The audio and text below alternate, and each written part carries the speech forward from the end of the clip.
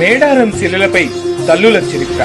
మేడారం క్షేత్ర అభివృద్ధి పనులను వేగవంతంగా పూర్తి చేస్తున్న రేవంత్ సర్కార్ మరో కీలక నిర్ణయం తీసుకుంది. ఆదివాసీ కుంభమేళాగా ప్రసిద్ధిగాంచిన మేడారం వైభవం భావితరాలకు తెలిసేలా శిల్పాలపై చరిత్రను చెక్కిస్తోంది. మహాజాతర ప్రారంభానికి ముందే ఈ పనులన్నీ పూర్తి చేసేలా చర్యలు తీసుకుంటోంది రేవంత్ సర్కార్. చరిత్రలో ఎన్నడూ లేని విధంగా దాదాపుగా 250 కోట్లతో మేడారాన్ని అభివృద్ధి చేస్తుంది.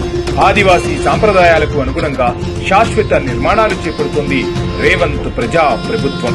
100 ఏళ్లైనా చిక్కు చెదరకుండా ఉండేలా గ్రానైట్ తో కొత్త గద్దెల నిర్మాణం, స్తంభాలు, స్వాగత తోరణాలను ఏర్పాటు చేస్తోంది.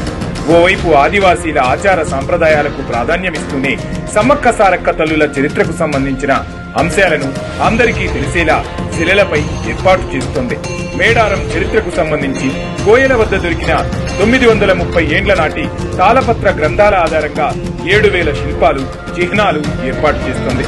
సమ్మక్క, సారక్క, పగిడిద్దరాజు, గోవిందరాజు గద్దెలతో పాటు ఆదివాసీలు దేవతలుగా భావించే పులి, జింక, దుప్పి, పావురం, ఏనుగు, నెమలి, మొసలి తదితర పశుపక్షాదుల ప్రతిమలు కూడా శిల్పాలపై అద్భుతంగా చెక్కించనుంది. ఇక కోయల సాంప్రదాయాల్లో కీలకమైన సూర్యచంద్రులు, త్రిశూలం, నెలవంక, బండి చక్రాలు, అడ్డ, నిలువు గీతలకు స్తంభాలపై చోటు దక్కింది.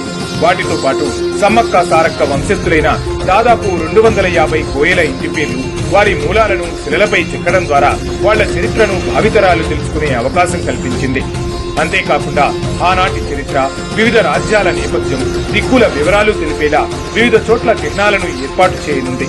దక్షిణాదితో పాటు ఉత్తర భారతంలోని ప్రాంతాల పేర్లతో ఈ చిహ్నాలు ఉండనున్నాయి. ఇక ఆనాటి పవిత్ర వాయిద్య పరికరాలు, కళాకృతులైన తూతుకొమ్మ, చక్రం లాంటివి కూడా ఏర్పాటు చేయనుంది రేవంత్ ప్రజా ప్రభుత్వం.